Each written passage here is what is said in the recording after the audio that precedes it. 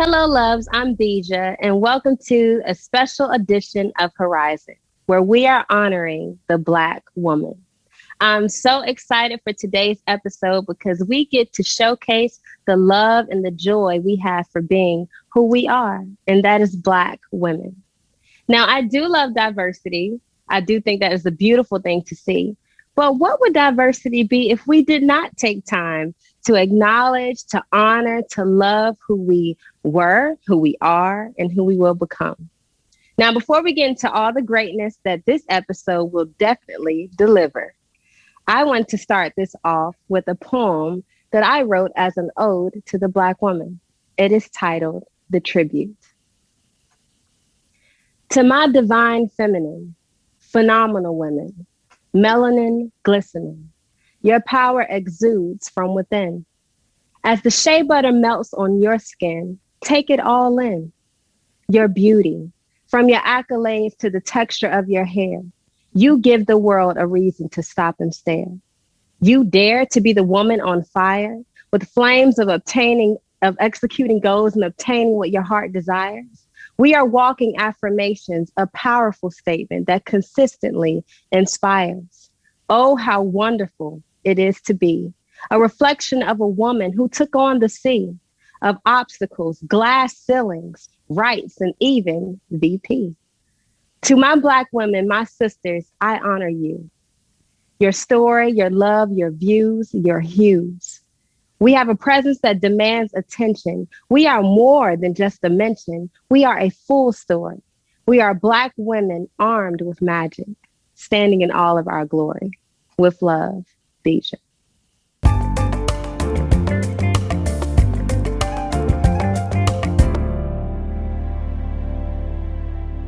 Hello, my name is Angela Heath, and I have the great pleasure of presenting to you Mrs. Margot Briggs. She is the CEO and founder of Global Consulting Service of Maryland, and she has some true gems to share with women business owners, and we can't wait to get into the interview. So let's jump right in.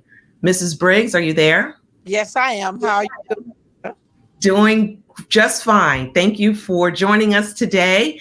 I look forward to our discussion. I read about your history and your background, and I'm just humbled that you've taken the time to speak with us today. I'm going to jump right in because we don't have a lot of time, but I'd like for you to share with the audience simply your background prior to starting the Global Consulting Service of Maryland. How did you get started with this all?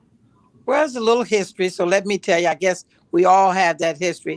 I am an ex-federal police officer out of Washington, D.C. I was on Capitol Police. I was the first African-American, first Black American official on Capitol Police. I left there after I went to school with the FBI, the law enforcement school, to open up a security company, thinking that we need a good security company with training and all of the other uniforms and attitudes and making people proud of what they work with, okay? So what happened was I came in touch with a good friend of mine who was doing Michael Jackson's show. He was touring around the country. So they asked me to do Michael security at the RFK Stadium. Okay. I did that. My boss, my chief said, okay, take leave. You can go and work with that. After I took the leave, my husband and my brother said, why don't you open your own security company? And I could not find a security company that had the quality, the service, and the uniform or the training. So I said, okay, you guys going to back me? So what I want to tell all sisters in here, have a good husband and a good brother or a good mentor that will back you up in these areas. So that's how I started the first business. And then you went on because you're a serial entrepreneur. So I did read that you've created several multi-million-dollar businesses. And so once you took the security company forward, and how did you get your contracts? How did you go out? Was it simply knocking on doors? Was it networking? How did you really grow that business? Well, what happened, I started a security contract and moved into telecommunication. Okay. And I started, like you said, knocking on every door. What I did, I wrote down every week the who was in charge of the small business in the federal government and into the state. So what I had done was I put together a bid on my dining room floor with two friends helping me. I won the citywide contract, which was the city of Washington, D.C. I knocked on all of those doors. I started off with like over, it hit me so fast, of 50 some officers. And in 2 months, they gave me the other contract. I'm winding up in 6 months or less with 125 people to Wow. manage, to train, to uniform, and all of that. Then after that, I knocked on a company called Bell Atlantic, which is now Verizon. Mhm. I asked them if do they have a mentor program. They told me no.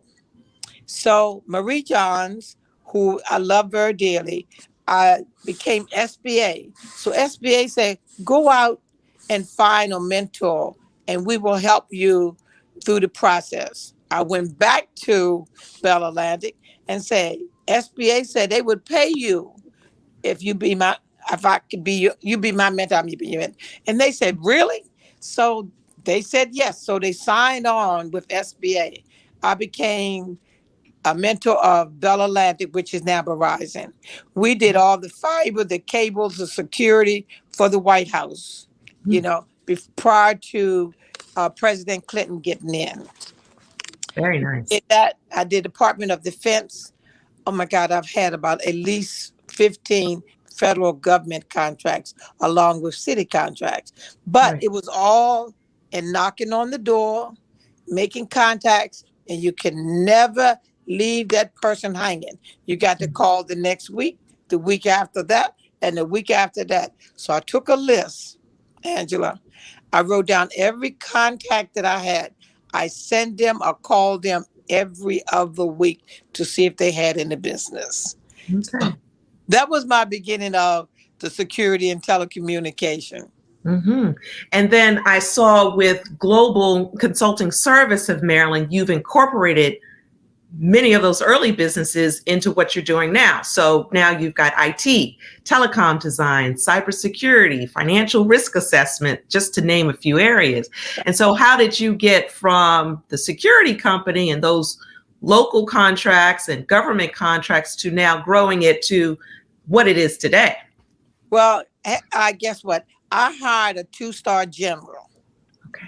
And I said, I need you to come in because you are as good as your staff.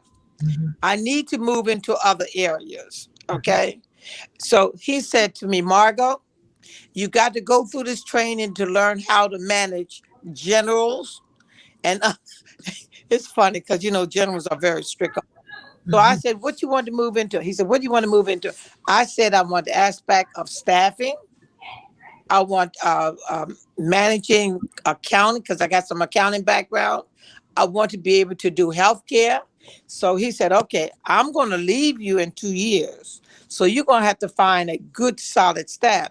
And it's all about staffing, Angela. So I wanted, and I knew that I could be a good manager because I love people. Mhm. I eat and sleep people 24 hours a day if I can. You know what I'm saying? Mhm. So nothing was impossible for me. Yeah. Today, as of to now, even though it's a little harder for us since that Trump was in the office, but we still fighting, still getting contracts. Mhm. And I'm doing staffing at NIH currently right now. I'm doing PPE products right now. I'm working for the state of Maryland right now. I am trying everything that a small business can do because you cannot just do one thing. And I know security was not just it when I went in. hmm That's great. So I thought it was important to lay all of that out for the audience because I wanted to then get to the theme of what we're talking about today, of making bold moves in business. And so I'm a business owner and I have business owner friends. We sort of support each other as best we can, even though we're in different industries. And so I know that you go around the country and you advise minority small businesses and women small businesses. And Right. so is there a common theme to their needs? So as you talk to these businesses, is it trouble finding capital? Is it trouble finding staff or hiring staff? Is it what is the common theme or element that you find that most small businesses struggle with? The first one is financing, like you said. Mhm. I really think that you have to, and I have two ones that I'm mentoring right now, a young guy and a young lady. Matter of fact, she don't want to hang in, but I'm holding her as tight as I can. I keep telling you got to have a good credit background, a good banking relationship. Even though we don't get it, you got to keep knocking that door because they don't listen to us. But I've learned one thing under this PPP, if you don't go to a small bank, the big banks won't look at you. Mhm. So my relationships now is with small banks. Mhm. And I've told the young lady, I told Catherine the other day, Catherine, you're going to have to go with me to get into this small bank. And they will listen to you. I finally got her signed up. She got her first PPP loan. Wasn't a lot, but Mhm. at least a small bank, congressional, Yeah. helped her to get her PPP loan. She Right. signed up at SunTrust, and so did I. And SunTrust turned us all down. So we Okay. went to a small bank to help. Hmm. So again, it goes back to relationships too, I guess. So you've been building relationships your whole life, your whole career. That is Uh, relationships. yeah, right. Building relationships. Okay, very good. All right. Now, so do you mention having a mentor or a role model? Uh, who was your role model or your mentor? Were you saying that it was Marie Johns, or was there somebody else that was you were referencing? Marie Johns was my mentor for Bell Atlantic, which is now Verizon. Uh-huh. But what I did, I took on another lady that sort of helped me and guide me. And she said to me, you got to understand the financing. So what I did was I went out and got a great guy who is an accounting person. I let him be my mentor in my accounting department. He brought on four strong staff people for me, which Mhm. was needed for me. So I've had, Angela, more than one. I've had six up to this point. I still got two right now that I'm working with. Okay. Okay. These are all guys now. I moved from the guys. I moved from the women to the guys. Uh-huh. Uh-huh. But the guys are really strong in giving you good advice. They all want to help you and Mhm. make sure you're going down the right avenue. And I Mhm. think that's what's happening to me now as I'm growing again. Right. Okay. All right. Now, so you said that you talked about the contracts that you had. You provided services to large reputable organizations such as Fannie Mae, Verizon, Howard, DC Public Schools. So the secret to your success in getting those lucrative contracts was networking, building relationships, finding a mentor. So I've got those three gems already. What other advice have you given small business owners over the course of your career? Getting a good proposal writer. And the mentor that I have for the accounting guy, he was my mentor and helped me write my proposals. That is a major piece. Writing your proposal, making sure you have every I dotted and T crossed. So Mhm. that's what you say, three. Well, this is the fourth one, Yeah, okay. writing your proposal. And then Okay. make sure you present it well. Right. Right. Right. Okay. Now, and so what type of characteristics do you look for when you hire people? Experience, uh, attitudes, local, being able to work with the woman, no chauvinist in his past or in his future. I know that's funny, but I ran across a few, you know what I mean? Right. Yes. That's Yeah. what for first. And I think the experience and If that person is a people person, I work so well with guys. I work well with ladies too.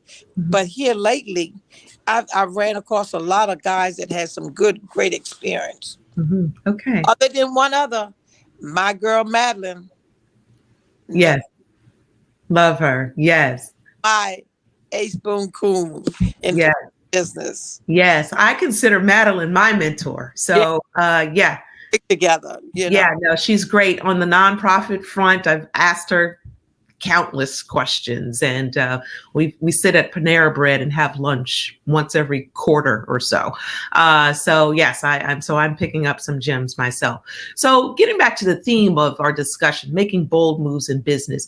What does that mean to you? It seems like you are a very tenacious person, a driven person, uh, a self-starter. And so, how in your career have you, or would you say that you've made bold business moves? Would you describe your business activities that way, I as bold?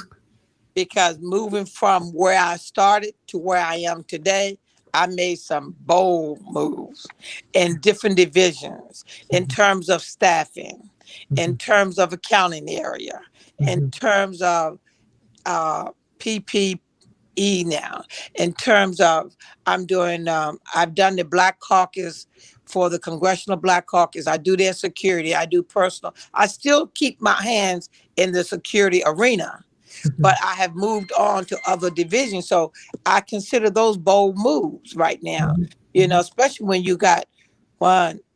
I just opened up another business about 2 months ago called Okay. Star Health. Okay. What's that about? That's going to be about nursing.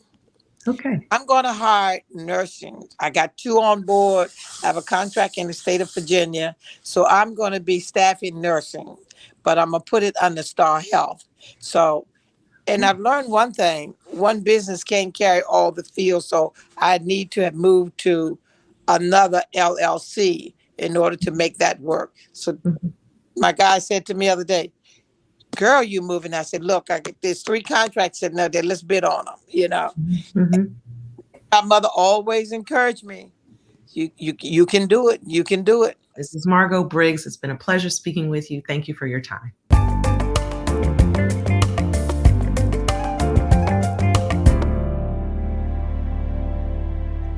Up next, we have a group of successful Black women who will be answering this question. What would you do if funds weren't a barrier? Now, you may be asking yourself, why am I asking this question? Well, I'll tell you why. Because we're in a moment of time where we have companies, organizations, initiatives that are designed to pour back into Black women. And we need to let them know what exactly we're looking for, what we would like to see change, and just what do we want. So that way they will know if they can align and be what we need them to be. So without further ado, here's some responses from my sisters. So, if funds were not a barrier, what would I do? So, as someone whose profession is a school counselor and graduate assistant professor at Hampton University for the Department of Counseling, I see a strong need when it comes to marginalized groups. So, when I say marginalized groups, I'm speaking about the LGBTQ community, senior citizens, racial minorities, etc. I see a strong need when it comes to their holistic health. So, if funds were not a barrier, I will offer services that assist them with resources to enhance their mental and physical health, while also offering small groups to assist with their career, academic, and social emotional development. I feel these services can break internal and external barriers while also proving stereotypes wrong about these marginalized groups. If finances weren't a barrier, there are two things I would do for certain. One, I would travel all across the globe just to experience different cultures, cuisines, and dance. Dancing is a huge part of who I am. It's the core of my happiness, something that brings me great joy. So I would certainly take time off for myself just to enjoy life and the beauty of the world. And two, a long-term goal of mine has always been to start a foundation for kids. and that's kids that are infants to young adults, just to give back to the community, to the world. That's something that also brings me great pleasure. Growing up, I've always had access to a lot of things. I've been very fortunate to be able to travel and see different things, and I've learned that giving back to other people is something that makes me extremely joyful, and I've always just wanted to be able to care and help people out in any way, shape, or form that I could. So starting a foundation, just to educate kids and just allow them access to things that they may not have access to and be fortunate to, would be a great pleasure of mine if finances weren't a barrier. Hello, my name is Brenda Lee. I am a Nursing Mothers Program Manager. I manage 16 nursing rooms throughout my agency, and it is my pleasure to serve the moms there. We provide dedicated, outfitted rooms just for them, to include hospital-grade breast pumps, refrigerators, comfortable chairs, storage, and other accessories to give them an enjoyable experience. The moms are so appreciative of this amenity and tell stories of how they had to pump their milk in their vehicles or in the bathroom stall. And as unsanitary as this sounds, it is a reality still today. The Office of Personnel Management has a mandate for federal offices to offer this amenity, but it is not enforced in local offices or private industry. If funding was not an issue for me, I would start my own business campaigning this amenity in businesses for moms who want to return to work and continue breastfeeding. I would make the plea to the employers the importance of moms providing healthy milk for their babies. What I would come up with if funds wasn't a barrier would be something like a gateway center for young adults, targeting young women that has come from a broken background, that are teen moms, that has just had the odds stacked against them from a child on up to the young adult age. The women that I would have working with the young adults would be women like myself that has went through some of the same obstacles that they are faced with now. To just show them that, no matter what we're faced with in life, that you can always come out of that. You just have to have a plan. You have to set some goals, and just stay focused, stick to it, be determined, and just work hard at whatever it is that you want out of life. And you too can be successful.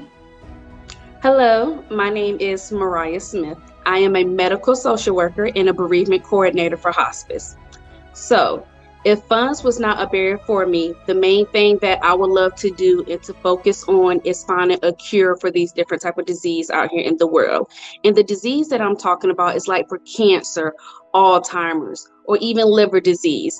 The main focus and why I chose to do this is because, for example, you may see that we have loved ones that are around us, meaning like family members, friends, even people that we work with. And even if you don't know someone beside you may know someone, where they see where a loved one is being affected by dealing with these different type of disease. Yes, the world right now, they do have funds. And when I'm saying the world, I'm saying like different hospitals, organizations, where it's a process of trying to find a cure, especially to cancer. So if I was able to have the opportunity to use my funds, the main focus that I would want to do is take away the suffering and pain from the people who are dealing with these different type of terminal illness. By me being able to have access and have a cure to take away the pains of the different terminal illness that they're dealing with, like once again, if it's cancer, Alzheimer's, anything that is a terminal disease, I want them to be comfortable where they can enjoy life with their loved ones. So like, for example, when you're dealing with a terminal illness, more than likely you usually have 6 months to live during that time. Depending on the different type of disease, like I said, some of them do have a cure, but as you're trying to wait for that cure to happen for you, you're going through those different stages where you're in pain that is unbearable, where you don't feel like you're able to do anything, or you're not able to do anything that you want to do. Like, for example, maybe just to take a stroll down the neighborhood, or just to have a simple conversation, something that simple, where that pain is not tolerant, where it's just breaking you down. So if I was able to have the funds and the right people with my organizations to help me, I would want to take away the pain and suffering, so that way they can enjoy life with their loved ones and their friends and do the things that they want to do. Because by me just making that one simple change, that is making a positive difference in that person's life. Because by me being able to help that person, you never know, that person can help somebody else to do something else. So by me giving a lending hand in the funds, if I have the extra funds, if funds was not a barrier, they can also be helping somebody else to be making a change. And then you never know, they can be making something positive to make the world a better place. Thank you.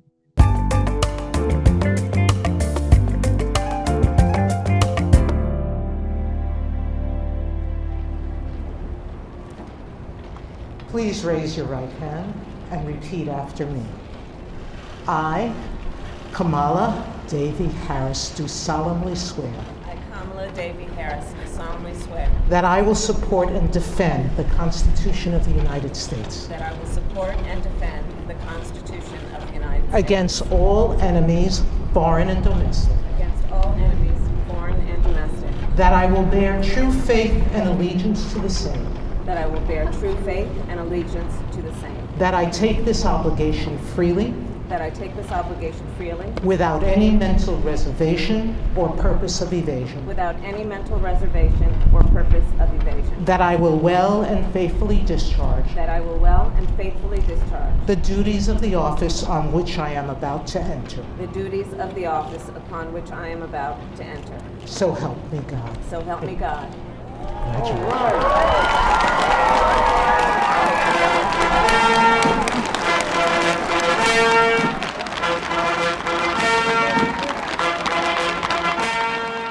Beautiful people of brilliance and resilience. My name is Yvonne Renee Davis, and I'm one of the co-hosts of Restart America's Black Women's Horizon Special to celebrate Women's History Month.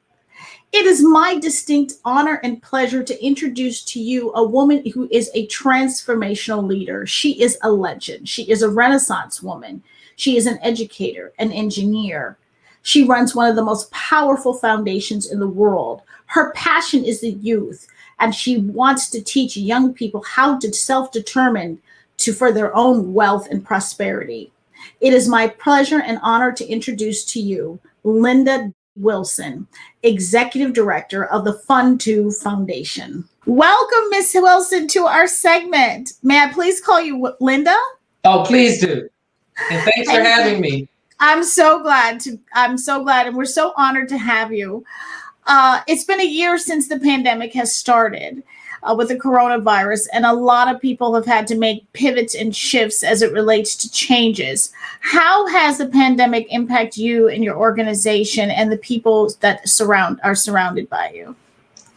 Well, we constantly remark how blessed we are that we didn't have to suffer without folks losing their jobs or having any kind of issues around anything, quite frankly, financially. However, we found that many of our projects and grantees were having horrendous experiences. And something that really we struggled with was, of course, the food. So we ended up doing a lot of food giveaways. But also our scholars. We have a group of 500 scholars actually that when they left school, they went home often to fractured families, and the families themselves couldn't handle what was going on, period. And then these youngins who are like 18 to 22, they ended up having to be surrogate parents almost. And so they had to tutor, they had to go to school, they didn't have Wi-Fi, all of that kind of stuff. It just was, we even had to start a program for mental health. they were melting down. I would get calls in the middle of the night. Miss Linda, I don't know what to do. My mom's having an episode, or I mean, just things like that. And so then and then were losing folks. We had one kid lost his best friend within a week. So we found out that we had to, rise to the occasion. And it's not pivoting, it's like circling, constantly making sure that people have enough of what they need. We even have an essay contest going now. And actually, today was the last day, where we're giving the winners $1,000 each, again, because of food problems. And many of our folks have become homeless. They might have been fine previously, but they're homeless, so they don't have just money for simple things and Wi-Fi and all that stuff. It's just been a lot. And we're really proud of the way that our organizations are helping. And we're just helping as much as we can financially as well as emotionally. We have to provide. So you're talking about, some people call it food insecurity. Some people call it food apartheid right now, because the whole shift that's had to take place in terms of basic human survival. So when you look at a mantra that you have, like cradle to greatness, how has that mantra that you've used in terms of the organization and taking young people from that space to greatness, how has it impacted the delivery of that, and in terms of having young people rise to the occasion in such a tough time? Well, the concept of cradle to greatness sort of rose from me trying to get our grantees to do a gap analysis, believe it or not. In other words, from in utero, from within your mom's stomach, or maybe even a test tube nowadays, but all the way to hopefully generational wealth. Where are all the touch points that we, actually our organizations and ourselves touch people? And are there ways that there can be collaboration? I just firmly believe that collaboration, we used to call it community building in the 60s, but deep down, and they even have scientific proof that whether you like it or not, nothing progresses without cooperation or collaboration. So what we did was we wanted them to see, for example, did they know how many homeless people they were touching? Did they know how many homeschooled people they were touching? So we were using Cradle to Greatness in all the ways that you can see that you touch. And if you didn't know that you touch, should you start doing your metrics to find out if you touch? And they discovered that they were doing a lot of duplication instead of replication. And so we wanted them to work together. I cannot tell you, if I can tell you a quick story that was so beautiful. We had a kid, he homeschooled, I can't even remember his name, but anyway, a drummer. We got him to do a little program as one of our, just entertainment. Well, we also had Carnegie Hall, which is one of our grantees. And so we had them come do something. Well, they listened to each other practice and fell in love with each other and ended up collaborating and doing a song together afterwards. And actually they began to tour a little bit here and there. So if you put good people in a room together and they discover that they're touching similar spots, lo and behold, you don't have to do anything, just get out their way. And those were 15-year-olds, 16-year-olds. If they understand the beauty of collaboration, then our world is safe. If we don't, then I'm a little worried about life going forward. So Cradle to Greatness is my baby. I just absolutely believe in it. Internships. There's so many places that we touch. The military schools, people forget about them. How can we make sure that we do a full circle around the people that we claim to love, that we claim to serve? And we intend to keep pushing that forward. And the grantees are like, oh, finally, I think we get it. How can we collaborate and not be so ego-driven and greedy about, I only want to press my agenda? The agenda is the same. Getting rid of poverty and increasing as much joy in our world as we can. That's the agenda. If you don't mind, Linda, I wanted to make a shift because it's Women's History Month. I wanted Sure. to know if we can take a walk down memory Oh God, lane. long When memory. your name, I believe, was Yukali Bethea. Is that how you say it? Oh my gosh, yes. Yes. So if I just wanted to know if you could talk about her then and how she's transformed and the key lessons she's learned to now. Well, I in 19 let me see, I graduated in 60 in about 1968ish, 67, 68, I got woke in a sense about what was going on in the world, and I was at Trinity College in DC and actually got thrown out because I got too radical at that time. But I just really started reading and learning about history, not just for a test, but for reality. And I got very committed to making sure that our people were considered in a better way. And I joined SNCC, Student Nonviolent Coordinating Committee. I joined CORE, Congress of Racial Equality, and a million other little groups. And then one day I was walking down the street, kind of sad, and I saw these two panthers with their berets and children running around. And what I saw as far as the love toward those children just touched my heart. So I just went straight in and I said I wanted to join, and I did.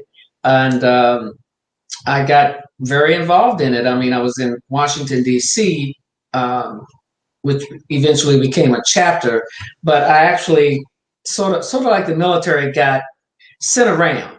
In other words, I went to Boston, New Haven, whatever. I actually worked on the newspaper, printing the newspaper, and we had the printing press in the excuse me, in the Washington D.C. area for the East Coast, because as you know, the headquarters was on the West Coast, and I actually drove at 8.5 months pregnant. I drove a truck up and down the East Coast delivering newspapers. I testified in Bobby Seale's trial, in Erica Huggins' trial, and then I got, like I said, transferred to California, where I worked on the West Coast paper. Well, same paper, but different pieces of it. So that's how I got involved in it.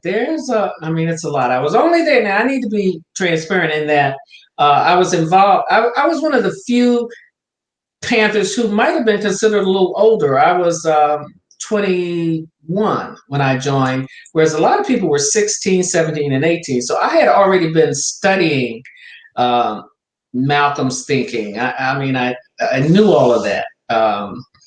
And so I didn't come in needing to be trained to the same extent. Although I will say the Black Panther Party had the best community education program that I've ever been involved in. So a lot of things that have happening during the pandemic or even before that or during started with this party right here that a lot of people in our history don't recognize. And being a woman in that space, driving up and down 8.5 months pregnant. I know, I can't believe I did that. What does it say for you as a woman of, strength? What does it say for you thinking? Did it ever occur to you, hey, I'm a woman doing this? Oh, for sure. Because whether we like it or not, men were generally in charge. I mean, we were in the 60s. We weren't in, I love what Elaine Brown says, we weren't in Nirvana. The brothers were still a product of that era right then. And but we had some tough sisters, and I know I had a smart mouth, and I was forever like, we need to have a talk, that kind of a thing. And actually had to run the offices periodically when the folks were off traveling or whatever. And because I was pregnant, I couldn't go everywhere. But it was, I learned so much. I mean, don't get me wrong, it wasn't perfect. I cannot say that.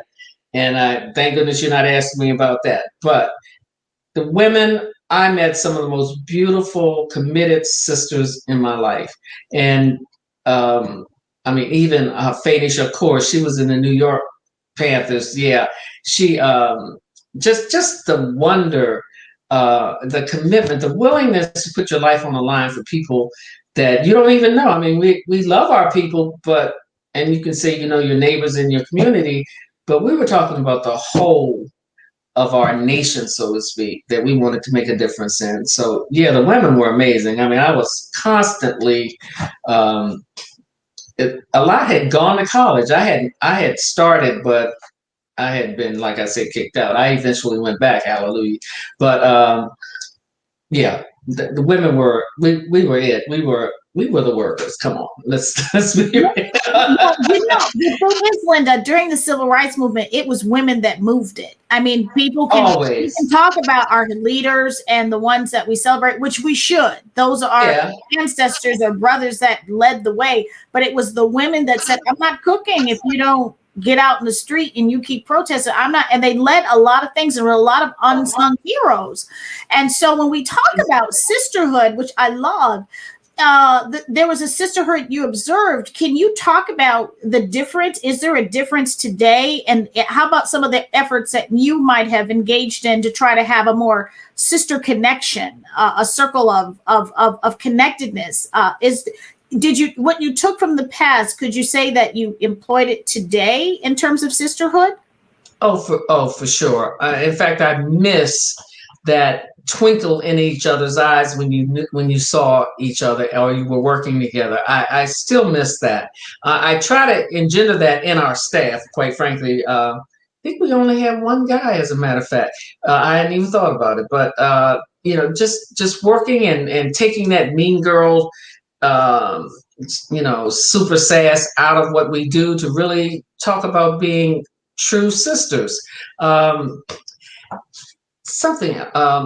One thing also is we've got to remember that the COINTELPRO, the FBI, threw a lot of poison into the conversation. And you may remember that there was a split, East Coast, West Coast Panthers, almost like, what do you call it? Rap, East Coast, West Coast. And so we had some really hurtful kinds of things. My husband, we weren't legally married, that's the Bethea, actually was murdered in the Panthers, and don't know who did it, but we did have some really negative actions going on around the split.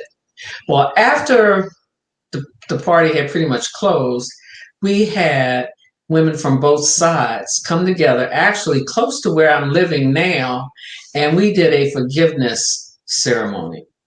And just, it was so beautiful, I can't even tell you. And many of us had lost people. I ended up losing a son. Fanny lost her son, and we just came together to comfort each other. I mean, we went through the Dickens. A lot of men went to jail. We witnessed horrendous things. I mean, think about the Fred Hampton killings. I mean, they don't even mention Mark Clark. Well, he died as well that night.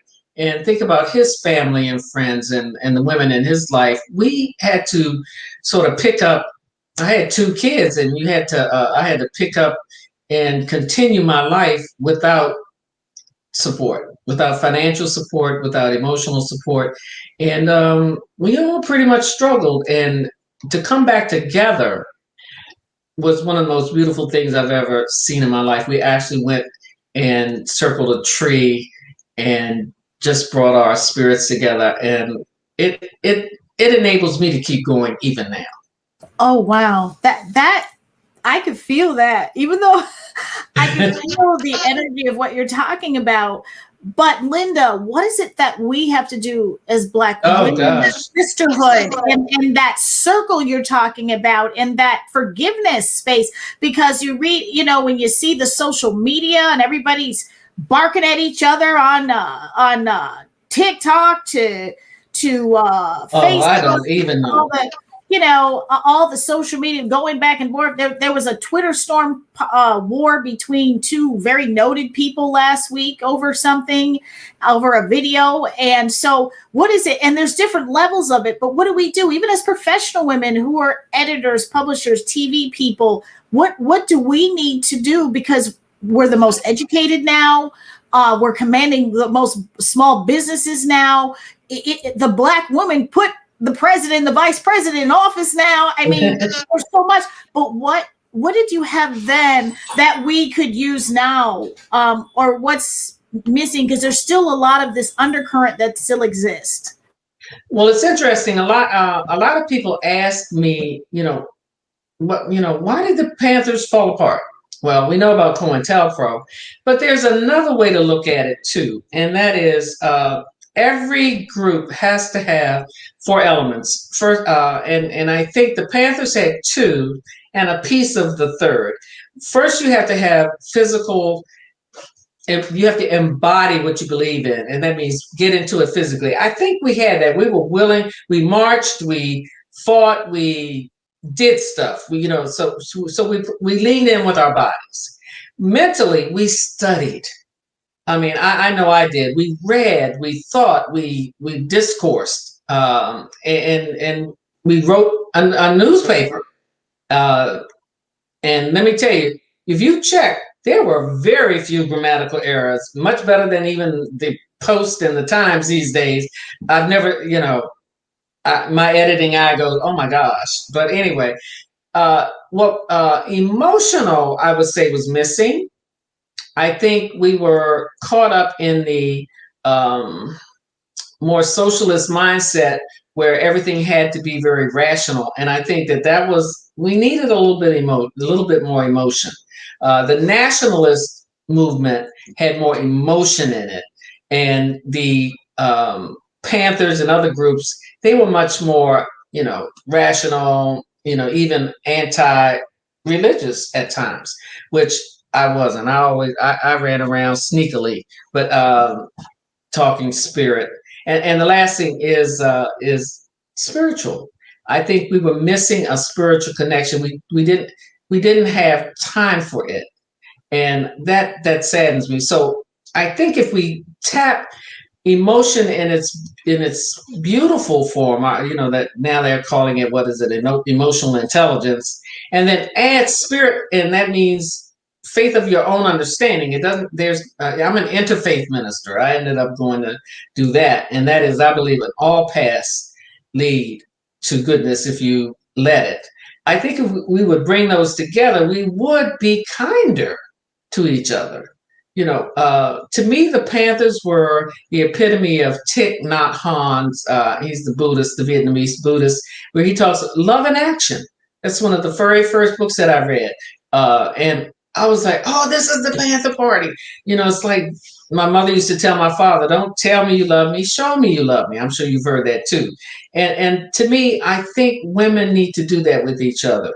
And I also would suggest that women do giving in order to get. And that is to get rid of that victim mentality completely out of our ways, and literally always think about, what can I give? And if you give, you will automatically get. It's just part of the universal yin and yang of our of existence. And I know that I've always tried to help women, but I just try to help people. But of course, if I'm in virtuous circles of women, then of course I'm going to naturally help them as much as possible. So I think it's just keep your promises, make your requests, and always offer up. That's the way that I think it can happen. It's not that hard. Well, I just have to tell you, I have thoroughly enjoyed this moment. I'm so glad. And I learned a lot, and it has been an absolute honor and privilege to have you take this time with me and with us on this most important celebration for women and for Black women. And so I just can't thank you enough for your time. I know how busy you are, and the whole idea of just love surrounds you, and that personifies you. And I just appreciate your time, and I thank you so very much.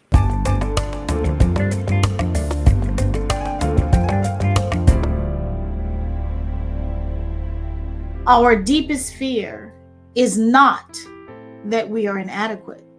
Our deepest fear is that we are powerful beyond measures. It is not our light, but our darkness that most frightens us. We ask ourselves, who am I to be brilliant, gorgeous, talented, and fabulous? Actually, who are we not to be? Your playing small doesn't serve the world.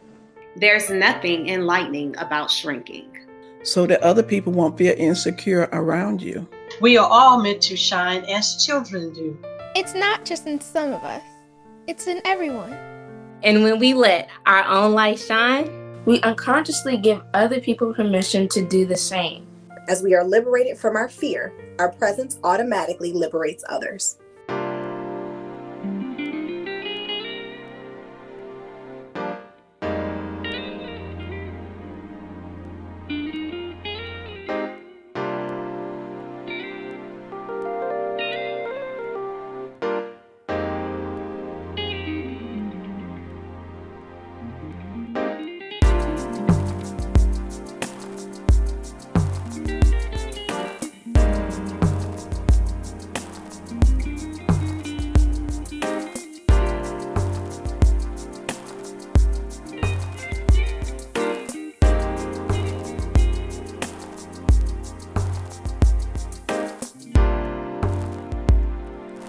Really wanna be the one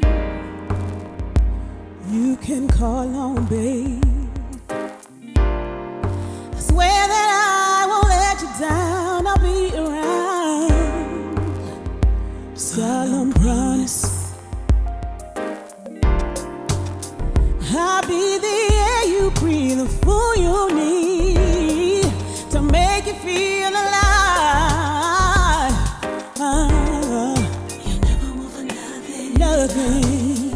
I'll be your everything. Won't you come and get you some of this? Black girl magic, giving you everything I got. Anything you'll ever need, you know I got it, babe. You'll never find another woman like me. Broke the moon when they made me. I'll make your life so sweet and so much better. Solemn promise. You may not understand the power that is me. Just take my hand and we'll go. Nothing. I'll be your everything, baby. Come and get you some of this. Black girl magic, babe. Giving you everything I got. Magic, make you feel special. You know I've got it, babe. Got it, baby.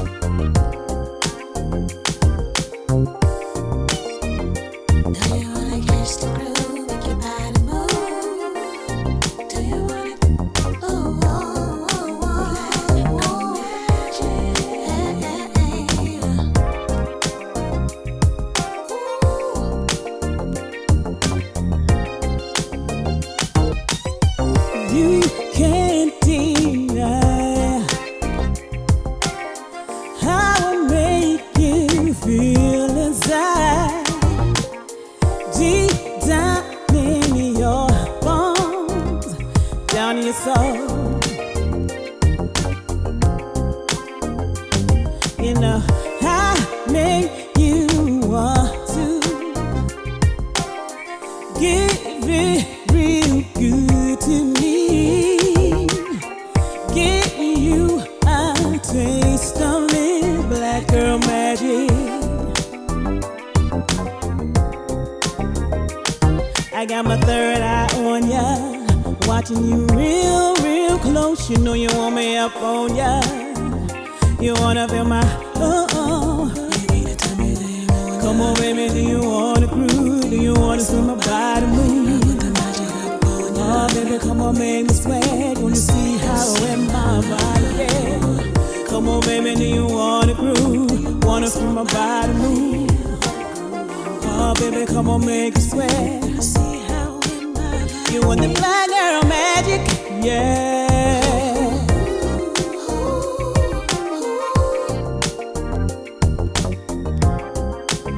Come get the black girl magic, yeah.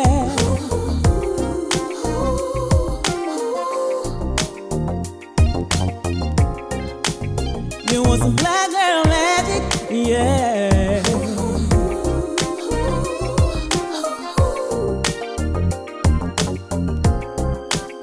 You like the black girl magic, yeah.